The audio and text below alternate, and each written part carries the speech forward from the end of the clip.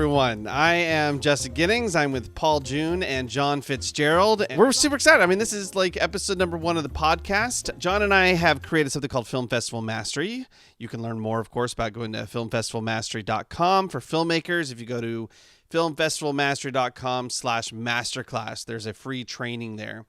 And again, you know, we'll get into the whole origin story piece of this, but John is the co-founder of Slam Dance. I'm a filmmaker who's been to a crap ton of film festivals and trained and coached a lot of other filmmakers in terms of like business practices, crowdfunding, all this kind of stuff. And so we put this course together that is designed to be sort of the like how to get into film festivals, how to leverage that experience and maximize that experience, like full stop, like the definitive thing. And as we've grown, we've had over 150 filmmakers enroll in just the last, God, what is it, John? Like 5 months, something like that, or 6 months. Since, you know, Film Festival Mastery has been growing, we've decided to go all in on this and try to put out more resources to help more filmmakers around the world sort of maximize their experience. How many times we should get one of those little dingers that like every time I say maximize, it goes ding. We just have like a little counter in the corner. Any other fun little tidbits that we can add to the podcast? I can't talk. I should just quit and restart and no, I'm just kidding. We're gonna keep going. Okay, sweet. So yeah, let's go ahead and like officially start now that we've had the intro. I'll kind of go around and everybody can introduce themselves. And then we're going to get into today's content, which is sort of an update from John about the state of the festival circuit, which I think is a really good place to start. And then we'll get into we'll talk about that a little bit. We'll get into some Q&A. It'll be fun. All right, sweet. I'm going to officially start el presentation, which is not Spanish for presentation, maybe. I don't know. Hold on. Let's rock and roll. Okay, cool. So here's how we all got connected. So Paul runs filmocracy.com. Paul June, here, I'll do the more of the pointy. He's looking at me. Runs filmocracy.com, which when we first met, it was I don't want to say just, but it was only a gamified streaming platform for independent filmmakers. And like, I was immediately into this concept. And they were crowdfunding. So I run the #1 consultancy for filmmakers called the Kickstarter Guy, kickstarterguy.com, shameless plug. And Paul connected with me and we ended up crowdfunding. What was it, like 50 or 60K to kind of wrap up the development for Filmocracy, right? So we launched this Netflix killer and it's gone so incredibly well that now it has expanded out quite a bit. Actually, Paul, you know what? Instead of me listing all the things that Filmocracy does, do you want to list all the things Filmocracy does? All the awesomeness? Even though your voice is much nicer. Mellifluous, I believe, is the word you were looking for. Mellifluous. There we go. Okay, so I will do my best mellifluous type. Keep going. So Filmocracy, is originally a gamified streaming platform. The premise here is we're using rewards and gamification to get people to rate movies and to give us data, because most of these independent films don't have any ratings or reviews online except for maybe an IMDb page that's mostly friends and family, not particularly helpful. So that was the inception, and then of course the pandemic changed a lot of things and we started hosting some virtual film festivals, which has gone extremely well. We have and AFM, right? The American Film Market. We are talking to many different festivals that John, of course, has connected us to. He's a huge part of our team now. And so, it's just now our subscription is allowing you to go to all of these virtual film festivals for one monthly subscription. Whereas normally you'd be paying, I don't know, maybe $15, $30, $50 per ticket. Now you can do it all from your house, and you can, go to these events, network, meet people, and watch a lot of films. Oh yeah, I'm seeing festival passes that are like a couple $100 plus, easy. So, that's a pretty baller setup that you got going on there. And so we crowdfunded it together. We made it, and so we were successful with that. And then that's how John and I got connected. Is Paul was expanding the festival space, met some guy. It's like, hey, you need to know this guy. So we had a little email exchange. Apparently this guy is John Fitzgerald, who is the co-founder of the Slam Dance Film Festival. Went on to run AFI Fest, right? So these are like the festivals, right? Santa Barbara Film Festival, Abu Dhabi, right? And Naples, and you've consulted with places like Newport Beach. I mean, the resume is pretty extensive. Am I missing any of the like must need to know ones? Have I dropped that ball, John? No. Democracy Fest. Oh yeah, that one too. We'll give that some more shameless plugs later, but thank you for that. Yeah, you're right on. Yeah, so like, you know, we got on the phone together, and I remember this first phone call was instantly kindred spirits. I think both of us come from the place. I think what's really kind of valuable about this partnership in general is that we are both working filmmakers. I mean, you're right in the middle of making a documentary. I've got 2 films on the circuit now. I've got 2 features in various stages of financing and development now. Like we're in the trenches actually doing these things that we're talking about. And I find that when I listen to a lot of podcasts or read a lot of industry books, there's great experience there. And you know, a lot of wisdom to pull from that stuff. Like, I don't want to talk down about it, but it doesn't seem like very often it's people who are actually doing it in real time. And so that's kind of why we wanted to do this, is like Paul's coming from this from like sort of the tech side, the behind the scenes distribution, festivals. John, of course, has a tremendous amount of festival experience. I've got it from just being in nearly 100 film festivals with my films. But the fact that we're all kind of working in the industry too at the same time, I think creates this really cool dynamic that hopefully we can share these experiences and this knowledge with you guys, and you'll be able to pull a lot out of it. And that's kind of the goal. Okay, sweet. So John and I get hooked up. We created Film Festival Mastery. That's kind of exploded and grown. We want to go all in by putting out more materials. Paul was like, hey, we should do a podcast. And I said, great, that's a good idea. John said, great, that's a good idea. So now we're doing it. And now here we are again, episode 1. It's happening. Guys, is there any like intro-y stuff that I'm missing? By the way, this is going to be super low key. The only reason I said yes to this was so that I, you know, didn't have to try to be camera ready like I do for our coaching. So, you know, it's a riffing type of thing. Any intro-y stuff, guys, that I missed? Well, I think I just want to add that, I mean, all that is dead on. I just want to kind of embellish the idea that, you know, there are a lot of books, there are other articles. IndieWire puts out great material on a daily basis. You can track what's going on the festival circuit if you do all the work. But what we felt like was missing was a fully comprehensive course that can really help people from start to finish. Mm-hmm. And there's plenty of articles out there saying, here are the top 100 festivals worth the entry fee. Here are the top 10 sci-fi festivals.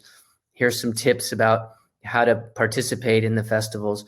But there really wasn't a complete package. And so I think what we're trying to do is say, okay, look, doing the festival circuit is a lot more than just making a list of the usual suspects, right? And something you like to talk about in our course, Justin, the whole spray and pray. I had a client not too long ago called me, said they spent $1,000 on submission fees. Had no idea what he was doing, just decided these festivals kind of made sense. And he didn't really have a strategy there. And he didn't do it in waves, and he didn't really think about the different niche festivals and how to save money.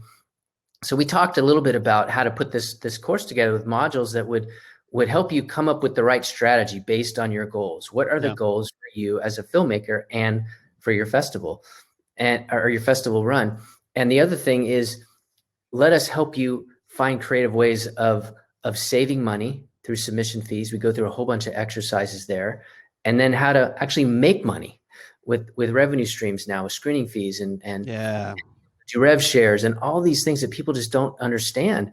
And then another really important piece is, how do I stay on the festival radar, right? This is not something that when I was doing Slam Dance 20 years ago, it was even a factor. You submitted your film, you knew you were going to get watched, and either you'd get in or you wouldn't. Now there's over 5,000 festivals. All these festivals are struggling, and some of them have more screeners than others. So how do you get on the radar? How do you get noticed? So that's frankly what a lot of people really get out of our course is learning how to get on the radar. And then at the end, it's, okay, I want distribution for my movie. Maybe I'm not going to sell to Netflix, Right. but with over 2,500 streaming platforms, where can I go? And frankly, we talk a lot about that in our course, but that's where Paul comes in, right? Because he's created a terrific marketplace and a place where filmmakers can have their movies streamed. He's gamified the whole thing, and he's going to tell you a bit about himself because he can do it a lot better than I can. But it really is about finding the right fit for your film, and there's so many different options out there. So I'm going to shut up now, but I wanted everybody to understand that we created this for a reason. It wasn't just here's how to make a list. It was a fully comprehensive course. And so people are asking for sample EPKs and who are the right distributors, who are reputable producers reps. So we're trying to save people time and put them on a better path. So Paul, tell us a little bit more about Filmocracy and how it works. Background is really from distribution, acquisition, sales. And so I was going to Cannes, I was going to EFM in Berlin and Toronto, and buying and selling movies. Usually it was doing pre-sales for bigger, like $10 to $50 million budget films. And I didn't actually really know much about sort of this world, like the sub $1 million world. And as I started to learn more, I was seeing like, wow, these guys really don't have much of a shot. People don't give them a shot. Yeah. I was trying to do that in my role at my company, but every time I would go to my boss, I'm like, look, I found this super cool independent film, $250K budget. And he's like, who's in it? Justin Long. And, how big was the budget? Not so much. Pass. And that was it. That's the whole conversation that I would get every single time. And it's really unfortunate. But the main barrier has always, can you market this film? Is it worth marketing this film? And who's going to watch it? So that's what Filmocracy as a streaming platform is trying to solve. There's so many independent films. You see all these posters and read these synopses, Synopsi. And No, that's not a word. It's really it's really hard to decide what to watch because you don't know anything about these movies. You don't know the actors. You don't know what this IP is, whatever it is. So we're asking you to rate analytically many different categories. How's the plot, dialogue, cinematography, yada, yada, yada. You put that in after you watch the movie. That helps other people figure out what to watch. Bada bing, bada boom. Either people are getting rewarded for discovering movies or they're seeing other people's ratings that help them decide, okay, this is a cool film that everybody seems to like. Let's give it a shot. So that's how Filmocracy works. Yeah, Festival side is a whole nother ballgame. We're gonna shift back over to the virtual festival platform a bit later, because I think that's probably the most exciting part of today's conversation for a lot of filmmakers out there. But so Justin, any other quick thoughts before I kind of jump into the structure of what we're going to try and do here? Yeah, let's get into the content. I just want to remind filmmakers, like, this podcast is designed to be a place where it's like the highlight show. Or the highlight reel maybe is a better way to put it. And it's also a place where you guys can interact with us. So at least as of now, we're thinking of making this available to people, for people to watch live. So we're actually currently live streaming this. We've got some filmmakers from our program waiting in the wings to maybe jump in with questions at one point. But so stay tuned. I don't know if we have a direct link to share right now, but if you stick around or if you go watch our masterclass, we will make sure that you get access to this and you can join us live and ask questions. So in terms of resources, before we dive in, the first resource that's free, of course, is this. The second resource that's free is our masterclass, filmfestivalmastery.com/masterclass. And then, of course, we always have the full coaching program that you can enroll in. You will find more out about that in terms of links and watching the masterclass and that kind of stuff. So we won't spend a ton of time on that. But again, our goal is to be comprehensive. So if you've got questions, please feel free to let us know. You can email me, Justin@filmfestivalmastery.com, John@filmfestivalmastery.com. We'll bring your questions, bring your comments to next week's episode, and try to help you guys out so that we can all get our independent films seen and heard and tell those stories that we all know are so incredibly important. You know what? I'm gonna say this because I think, at least in my crowdfunding coaching, this I think resonates with people. So I'll say it here. Like, I really believe that filmmakers are the shamans of our human tribe. Right. So like all the way back when we were very tribal societies, there would always be a couple people whose job was to kind of separate a little bit. They might be a little different from everybody else, and their job was to create transcendent experiences for the tribe. So the tribe could go out and work on survival, hunting and gathering and making babies and taking care of the community and running the village or whatnot. And then there was somebody's job to create experiences that allowed us to have that sense of transcendence. And that's what I think filmmakers are. We're the ones that go away. We're often a little off, a little weird, little odd, a little creative. And we make something so that we all sit down in this room together. We let our defenses down. We used to all sit down in a room together. I hope that comes back. But we sit down and we kind of let our emotional defenses down. We have these cathartic and empathetic experiences with made up people on a flashy box of light. And yet we have these transcendent experiences. So that's what I love about John, what I love about Paul, is we've had these sort of deep philosophical conversations, and it's why we do this thing. It's why we've chosen this to be the thing that we do. On top of our making of films and our working in the market and all that kind of stuff, is because it's tiny little stupid stuff that gets in the way for most filmmakers. You don't know what you don't know. And we've been around the block in various ways. And so that's what we're trying to do with this podcast, with the course, is, well, let's tell you then what you may not know. And now you can use that to help get your story told and to be seen, and to provide people with those sort of transcendent experiences. Cool. So I just want to kind of talk about that a little bit, because I think that speaks to the heart of why we do what we do. John, let's dive into festival-y stuff. I know you've got like a whole little agenda here that you're like ready to cover. I'm so excited. You're so organized. Well, and the truth is, I don't want us to spend too much more time. This is kind of our intro to the podcast. So we're only going to cover a few bases on this. We're going to call it State of the Circuit. But I thought I would just share a little bit about the structure that we're looking towards, and certainly welcome feedback. But the idea is to each week, yes, we're going to provide a different resource each week. We'll provide you with something for joining us. We do like the idea that this is live. Justin and I have been doing these live coaching courses, and it's tremendous. Best part of our week. We can feel the energy, and the feedback is they're getting something out of it. So we want to keep that going. So we're going to do these live. We'll provide a new resource each week. And Justin will tell you a little bit more about the State of the Circuit in a bit.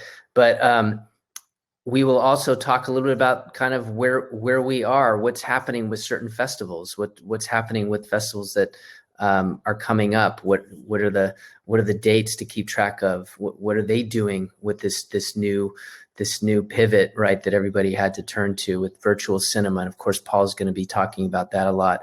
And then we'll open it up to Q&A. So I thought maybe for this first one, since what we're hearing from our students is what is going on the circuit. And I think the state of the circuit, as it were, is a little bit different, right, than it was over a year ago. Yeah. You create a goal. Are you trying to sell your movie? Are you trying to network with other filmmakers? Well, that's kind of changed. Are you trying to get laurels for your poster? Are you trying to go off to the Bahamas because it's a great destination festival? So all of these considerations are part of developing that strategy. But the fact is, the circuit's different now, right? Which is one of the reasons why Paul has developed this amazing virtual cinema platform. And I think once you kind of break down the goals, you could say, well, Paul, we had a film at Filmocracy Fest that was supposed to be at South by Southwest last year. And then when they decided to go to Amazon because of COVID, during that whole let's shift to show films for free on Amazon, this film pulled out because they knew it was going to hurt their distribution. And we ended up showing this film in December. So filmmakers are having to make new choices now, right? Because their timeline may shift. And we're seeing a lot of this, and Paul will talk about this later, but the idea that festivals were a platform for discovery where acquisitions executives were finding movies and then taking those movies and putting them into some type of distribution campaign, right? Whether it was theatrical or non-theatrical, we'll save that for later. But the idea was they were a filter, right? Now we're seeing festivals that are actually streaming movies. They're creating their own on-demand opportunities. Some of them are saying, we want to hang on to your movie for an extra month. Some of them are starting membership organizations where they're saying, look, we've got a community. We might as well start a membership program, and this virtual thing kind of works.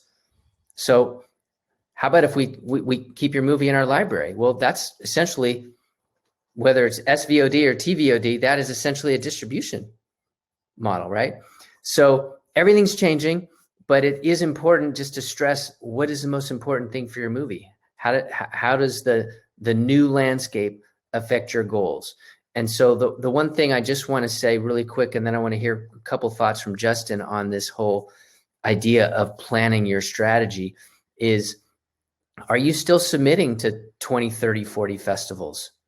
Are you looking at the fall season, or are you thinking, well, if there's going to be this weird blurry line between distribution and my goal is really to find an audience, and I can do that with a filmocracy right now, for example, do I need to play festivals for a year? Or am I going to just do this spray and pray thing and see what happens? So Justin, maybe you could talk a little about the whole spray and pray concept and why people need to focus a little differently now. Yeah, I think it's so spray and pray as a definition. You get on Film Freeway and you sort by some very broad category, short films or horror or something like that, or Oscar winners. Like they have these broad little, but you push these buttons and a list pops up. And people just start submitting, and it's really easy to just drop a ton of cash doing it that way without ever really having any specificity to it. So I call that the spray and pray. You just submit to as much as your budget will allow and pray to your deity that something comes through. It's just not only is it not budget friendly, but it's actually really just not film friendly either. You want to have a film specific festival strategy. You want to think about what your goals are. You mentioned some of them, but you want to be thinking about what your goals are, and then reverse engineer what your festival strategy is going to be. Reverse engineer what your festival timeline is going to be. I had a crowdfunding client just today sign up for Film Festival Mastery. So they were with me with Kickstarter guy. She sent me a text that was basically like, hey, how do we do this whole festival thing? And I was like, hello, the Film Festival Master. But the conversation, like the reason I was like, hey, I think you should, so what she said was like, hey, we're still in post-production. Isn't that a little early to be thinking about film festivals? And I'm like, no, you want to be thinking about that kind of like when you're in but definitely like when you're in production. So you're getting your stills and you're kind of thinking about your overall strategy, but definitely by the time you're in post, you need to be thinking about what is the timeline when this thing is done. What does that look like between finishing it and the ultimate goal, whatever that is, distribution, streaming, whatever. I have a film now that's on the circuit, a sci-fi short that's doing really well. But we got distribution with Dust, Gunpowder and Sky's Dust. My first sci-fi was with them. So we reached back out to them and we were like, hey, with the whole COVID thing, we don't really want to dive deep into the whole festival piece for a chunk of the year. We want to get that distribution in play some of the top genre film festivals so that we've got the laurels that helps with the marketing of it. But then we're going to start funneling traffic towards Dust. So that was in alignment with our goal because this particular film is designed to be a bit of a showpiece. It's designed like in this case, our goal is get as many eyeballs on the finished product as possible. So we reversed engineered. We got into the distribution place for sci-fi shorts. That's the best. Okay, well, how do we get into that? Well, we need to get into a couple of big festivals so that when we reach out, it's not just, hey, I've been on your platform before. It's like, hey, I've been on your platform before and I got, it's just a big festival. So that happened. And then that was the pat. So now for us, it's like, well, we don't need to just keep going to get more laurels. For other films, particularly if you're going to be doing your own self-distribution, you're going to want as many reputable laurels as possible. So you might be on the festival circuit for 18 months as you really kind of hit all of the phases and that kind of thing. So it always starts with the goals.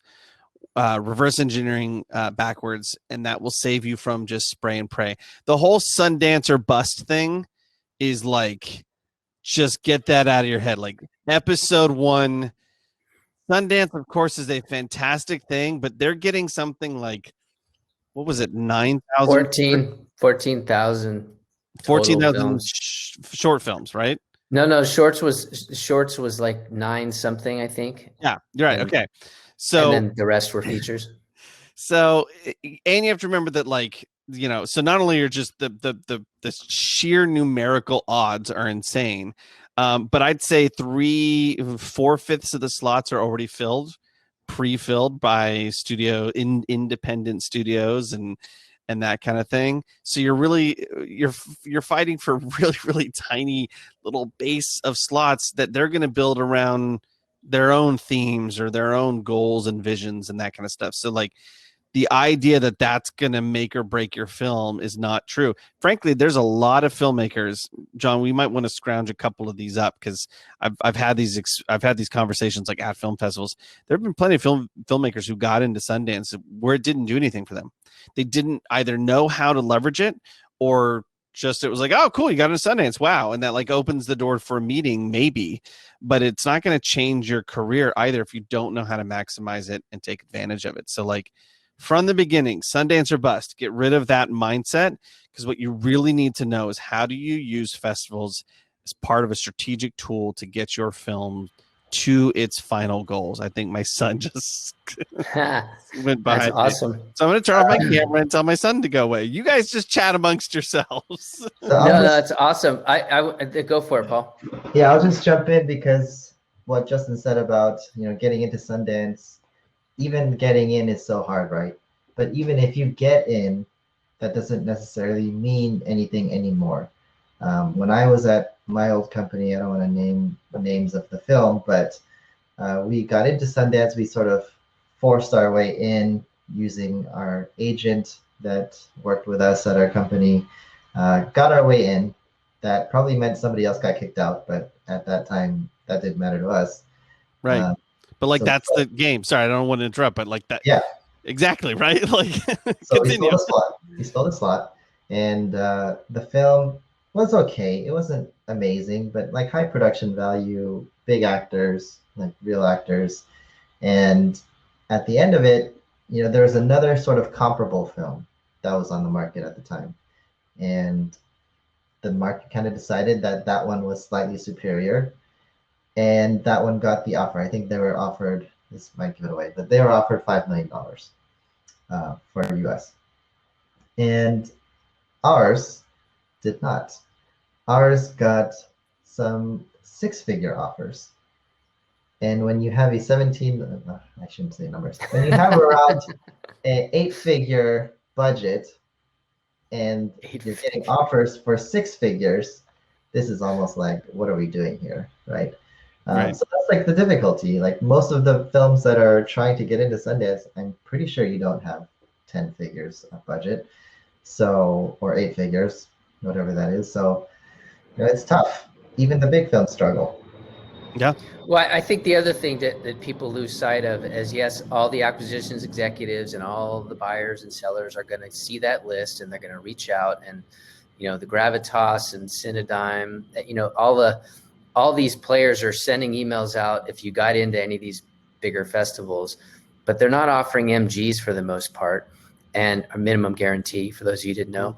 And what's happening too is you have producers reps that will sometimes take on 10 or 15 movies, and they ultimately end up doing really well for 2 or 3 of them. And then the other guys that thought that it was a slam dunk, that they were going to have this big fat offer and be, featured in a big IndieWire article, it just doesn't happen. So yes, it's great if you get in there, but there's so many opportunities. Maybe we'll get a chance to talk about a few of the examples we've given in our courses, but there's plenty of movies that didn't play the top 2 or 3 or 5 or 10 festivals that have done really, really well. Not only getting into great top, or I would say second and third tier festivals, but winning awards, getting screening fees, and getting acquisitions deals. I thought if it was okay with you guys, we'd shift gears for a minute, because I think what what I didn't say in the beginning that I want to make really clear is that Film Festival Mastery was started as a support system for filmmakers, but we also realize there's over 5,000 festivals out there, and frankly, a lot of them don't necessarily know what they're doing, or they didn't necessarily know how to pivot, and they didn't really know what to do with this COVID situation and how to go to virtual cinema. So we do have a festival edition. So with this podcast, we are going to be focused a lot on filmmakers, but we are going to talk a lot about film festivals. And so film festivals are going to get a lot out of this too. And we're going to have different tips and tricks of the trade in terms of maximizing your festival opportunities. So I wanted to kind of just shift over to Paul for a minute to talk a little bit more about his pivot to creating this amazing package for virtual cinema, for virtual festivals. And I think maybe at some point in there, we could talk a little bit about the networking opportunities, because one of the things that a lot of people are worried about with this whole COVID situation is, if I can't go to a festival, I can't network. I can't meet filmmakers. I can't meet buyers.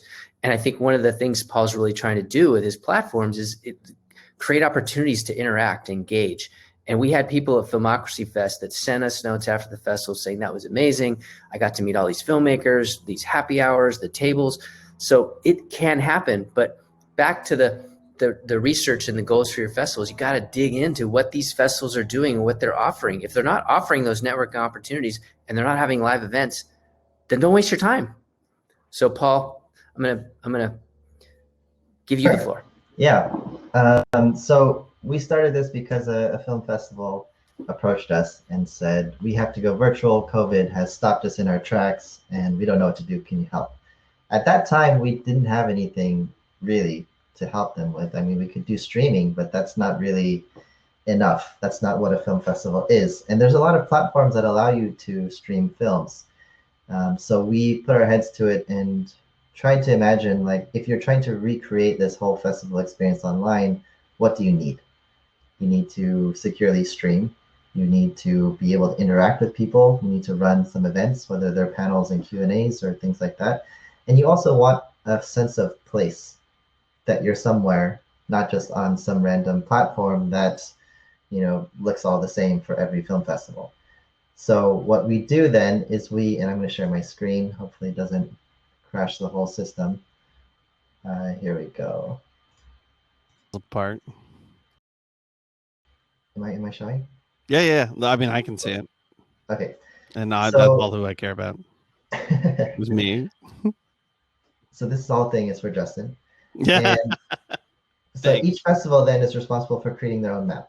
And they can make it look however they want, stylized, photorealistic, like a cartoon. They can draw it with a crayon and take a picture of it. It doesn't really matter.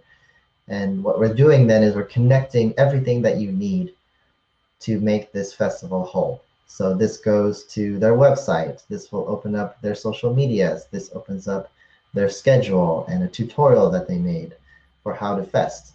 And then all of these buildings down here are interactive. You know, if we have some films that are on demand, then you can come in here and watch something. You know, I can pick a film, and of course this is our rating system that's integrated, and you can watch a movie and earn some virtual popcorn.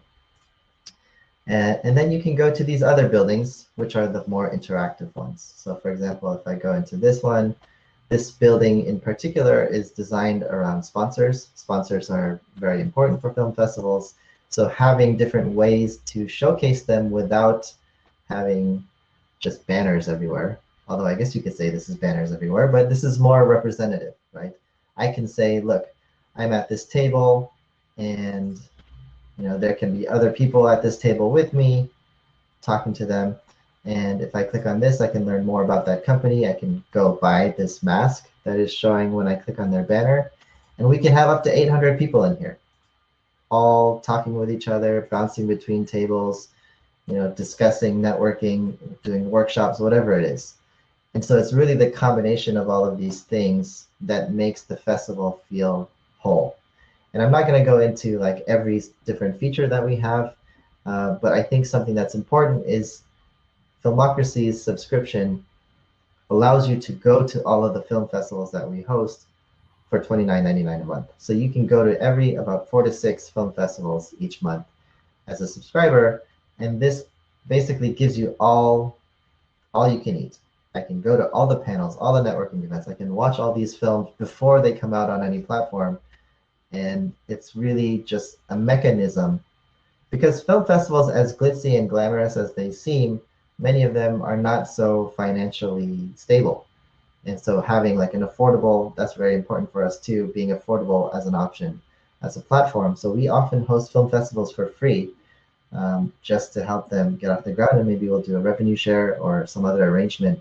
But this is bringing all the pieces together into one community because we don't think film festivals should be on their own doing Zoom plus Vimeo for their festival, and filmmakers shouldn't be on YouTube or Vimeo to showcase their films. Like, there should be a place. This is high value, high intense passion projects that shouldn't be lumped with cat videos.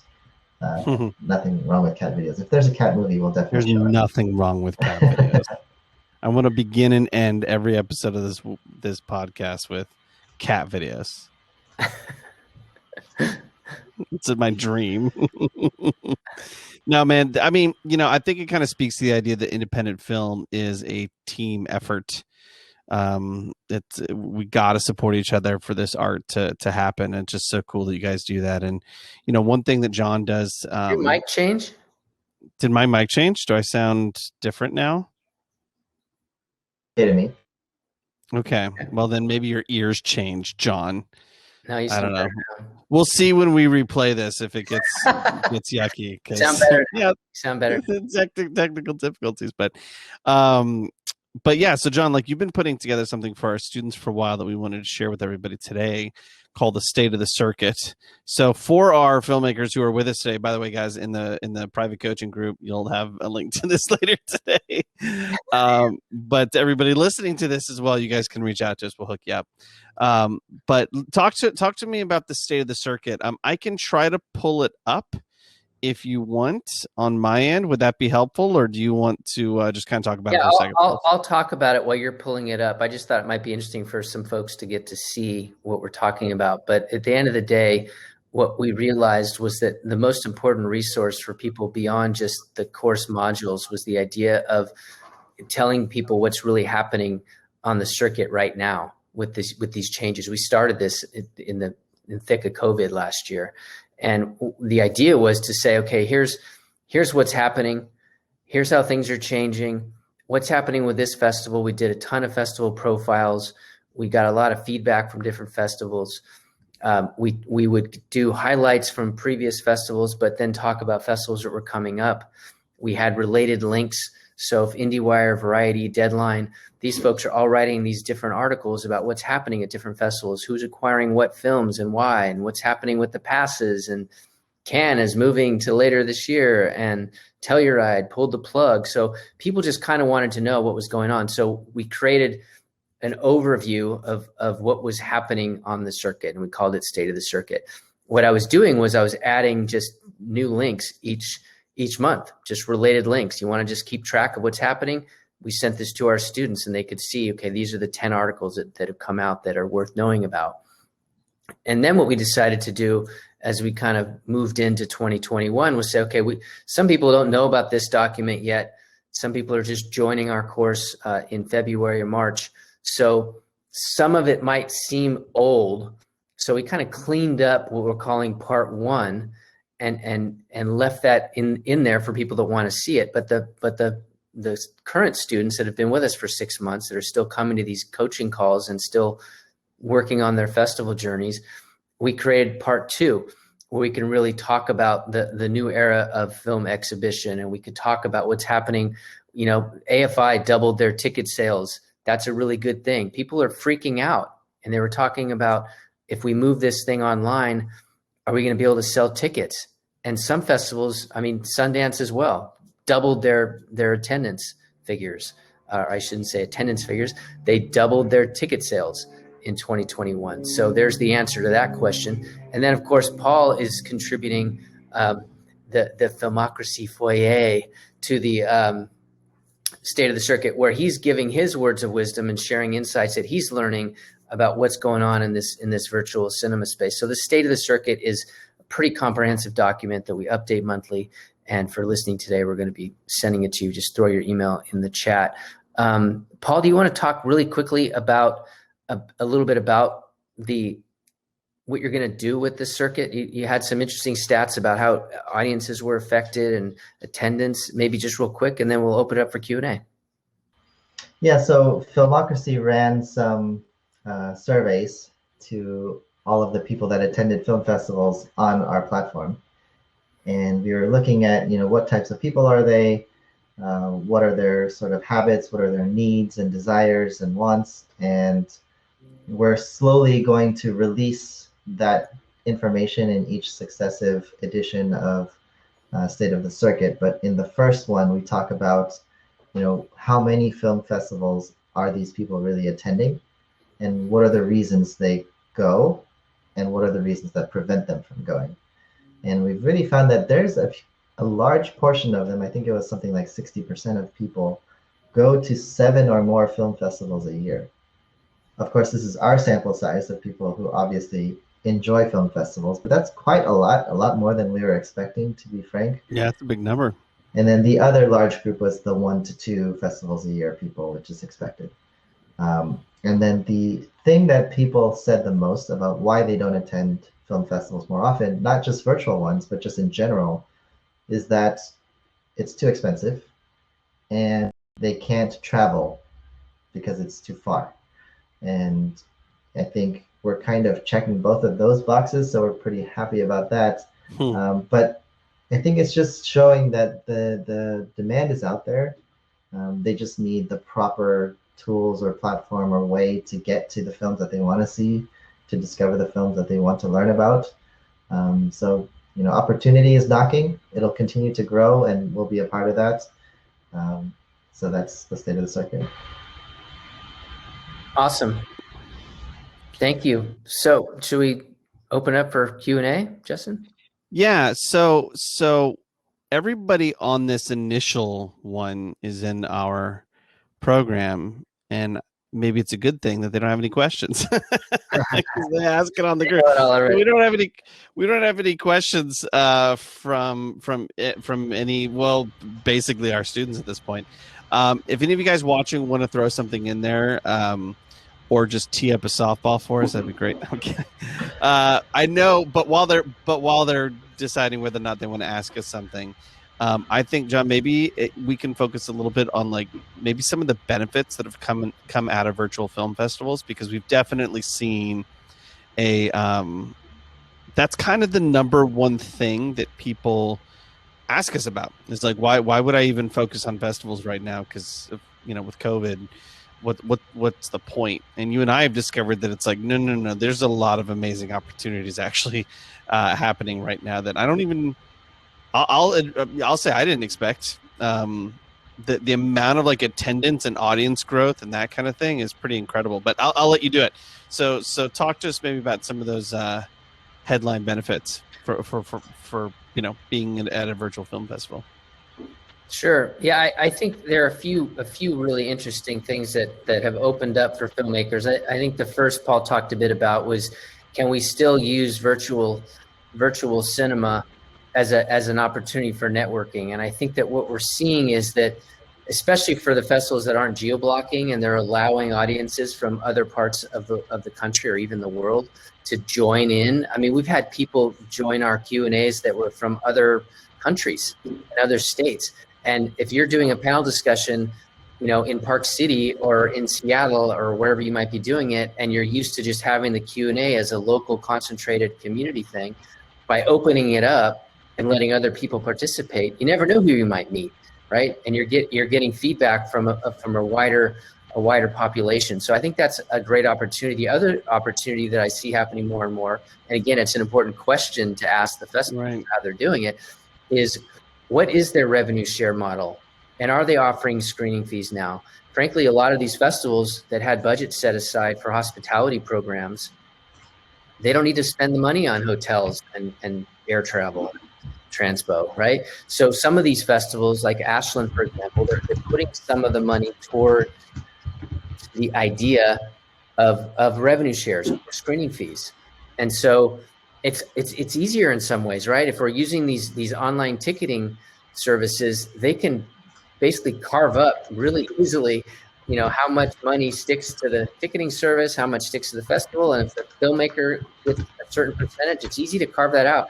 So I think there are opportunities to expand your audience, possibly even earn more in terms of screening and revenue fees. So these are opportunities that nobody really thought about a year ago that are on the table now. So you may not need to do festivals for a year to, again, back to the original questions, what are your goals? You may not need to do a festival for a year to get some laurels, meet some people, generate some income. And by the way, movies are getting bought and sold still. Sweet.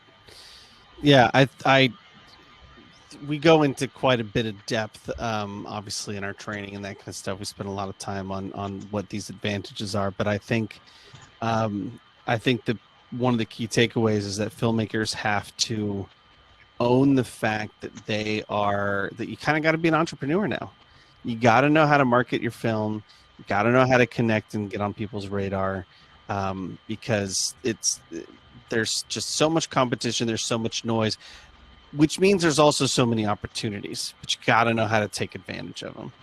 All right, we have a question. There's questions. I don't know if it's me, Paul. Are you hearing something different from Justin all of a sudden? Seems like some of the mic sound problems. Your sound got funky. I don't know if you want to hang up or come back. I think we've got one question though, so I can run point on wrapping this bad boy up. Yeah, I think Paul. There's a couple of questions for Paul around filmocracy there. Okay, sweet. Sure. Yeah. Sweet. So, go ahead, Paul. You can see him. Yeah. So how do you submit to Filmocracy? We're pretty easy about it. You can just email us to screener link to submissions, plural, at filmocracy.com, and I'll drop that in the chat. We don't charge anything for any submissions. It might take us a little bit of time to get through them because since it's just an open inbox for anybody to submit, it can get kind of full. So it takes us some time, but we will get to everything. We're not charging to look at it. We actually don't charge anything for submission, distribution, marketing, anything really. So that's the plus side. The downside is just it takes us a while to get through all of this stuff. And then the good, fast, cheap paradigm, right? Like you can do a good job, you can do it inexpensively, but it won't be fast. There was another question in the chat from Alexa asking if you could talk about some of the success stories. Yeah. Do you want to talk? Well, John, your sound is a bit funky. Where's that chat? Yeah. Do you want me to talk about some of the success stories that we've had lately? Yeah. So we've got a couple filmmakers in the group that have been posting a lot of wins lately. One filmmaker I think we could highlight is Emil Gallardo. 1-2-3 All Eyes on Me, I believe, is the name of the film. He's been slaying it, and he just came out on HBO, I believe, today. So he got hooked up with this sort of near the beginning of his festival run, and then was utilizing all these. It's kind of funny, John. I don't know if I ever told you. It's like we had a pretty intense back and forth via email. He was pretty skeptical. I mean, we all know there's so much noise and courses and stuff out there for filmmakers that's like, hey, here's a easy group of people to take advantage of because they have hopes and dreams, and we'll just figure out how to monetize that. And so he wanted to know that we weren't that. So we had a lot of back and forth, looped you into a couple of those emails in too. But long story short, it came on board. Utilized a lot of the techniques that we talked about, especially the staying on the programmer's radar module, where we teach you how to get and stay on programmer's radar. And he had just this killer festival run. Of course, he has a great film, but he's combining it with really good, solid marketing techniques to the point where HBO reached out and was like, hey, we've seen you kind of floating around and getting into these festivals and winning these festivals. We want to talk about bringing you into sort of our Latinx corner, and I just saw the post today from him on Facebook that was like, I'm on HBO, baby. I was really excited for him. And I think the important thing is, John, like you said, if somebody really wanted to bust their ass and try to find this information, they can. It's out there. We're not reinventing, anything new. I think the important sort of filter for all this is like viewing your filmmaking career as an entrepreneur and us being sort of a one-stop shop for the tool set for that job. So whether it's with us or it's on your own, just know that like the name of the game is not spray and pray. It's not Sundance or bust. It's not, submit to every festival available to be submitted to after you're done with your post. Know your goals, know the life that you want for your film to have. And as soon as you know that is when you should start working on your festival game, because things like social media come into play, right? So like we train how to bring 1,000 to 2,000 followers per month into your fan base, like real targeted niche active people. But because you're not buying them from Fiverr and they are real targeted niche active people, like it's per month. It takes time to do that. So to all the filmmakers listening, know that having your goals in mind is what's going to help you really hammer out your best festival run. And we're seeing that over and over again. Because the cool thing now is like now we've been doing this long enough with some of these early students that we're beginning to see the successes come out of them rather than just our own private coaching clients. Because that's the thing, you and I, we do private coaching for things like this, but it was, one-on-one and very expensive for the time, it's one-on-one. It's a lot of work. And that's why we put this course together, was to make it sort of more democratically available. But we're seeing these students actually hit the end of their life cycle working with us, and they're, getting into HBO and winning these big festivals and having distribution deals and so forth. So hopefully that helps kind of break that down a little bit. Yeah, and I think there are a couple of filmmakers that we had that literally in the last 2 weeks got into 3 or 4 festivals. Yeah. Like CineQuest, I think, and I want to say Cleveland. Cleveland, Heartland. Yeah, Heartland, right. So yeah, it's happening, and they're all thanking, frankly, for the tips of how to get on the radar. That seems to be the radar seems to be the magical one for these. All right, cool. So Pedro, who is one of our Film Festival Mastery peeps, was asking about destination festivals. Other than Venice and a handful of Eurofests, are there even many destination festivals at all happening this year? If so, what's been confirmed that y'all are looking for?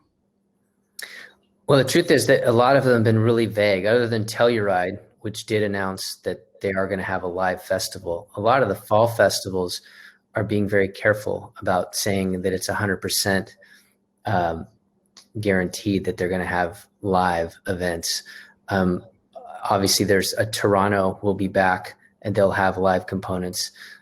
Not specifically a destination festival. That's one that kind of covers all 3 hats, right? It's kind of it's industry, regional, destination. It kind of covers them all.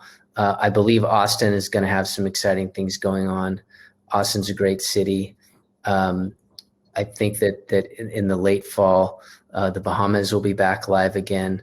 So there are a number out there, but I think it's too soon to say just how many are going to give you a guarantee for a destination. So I wouldn't count a lot on a huge pool of destinations until 2022. Sweet. Okay, so this is episode 1 for us. We've got some sound stuff we're working on, that kind of thing. I think it's a good place to wrap up. We don't want to go much longer than an hour anyway. We didn't really talk about an outro for this, so I guess the short version of it is that you all can always reach out to us, John or Justin, at filmfestivalmastery.com. I think it's Paul at filmocracy.com, right? Yeah. So reach out to any of us with questions, thoughts, topics that you want us to cover, interesting articles or pieces of news that popped up that you want, that you want us to cover. We'd love to do that. But this is exciting. I mean, I think we're going to have, when we were talking earlier, guys, we were like, hey, we'll go for 20, 30 minutes. And it's just like, there's just so much stuff. So I think this is going to be pretty fun, and I think a really valuable asset for a lot of people. Is there any wrap up stuff, Paul or John, you guys want to talk about? I'll just add a couple of quick things that may not have been clear. In the state of the circuit, there's a section where we talk about fall festival profiles. There's about 10 festivals in there that may not be on your radar. So you should check that out in the state of the circuit. And there's links and some snippets from the websites that might answer some questions for you about festivals that are coming up in the fall. And then the other thing, just to kind of keep an eye on, because you want to know what's happening out there, whether you're a festival or a filmmaker, they've put on amazing events over the years, and it's a different version this year. But South by Southwest, March 16th to the 20th, and yes, it's expensive. I think Paula was $325 to buy the pass. And Sundance, you could buy individual tickets. With South by, you got to buy the pass to access, but they're doing a lot of exciting things, so it's worth checking out what's happening at South by Southwest. But yeah, I'm excited that we're doing this now, and I'm sure that our students are going to get a lot out of it, and we'll expand the resources week to week. Sweet. Paul? Nothing much to add. Just everybody, thanks for showing up, and hopefully you feel a little bit more knowledgeable, a little bit more like there's some people on your side, because we definitely are. And things will be much better as time goes on. Don't worry. Sweet. It's you, a little optimist, full of joy and hope. Love it. Love it. Cool. Well, I'll go ahead and stop the recording then, everybody. Thank you so much for joining us. This is going to be super fun. We hope to see you next week and talk soon. Peace.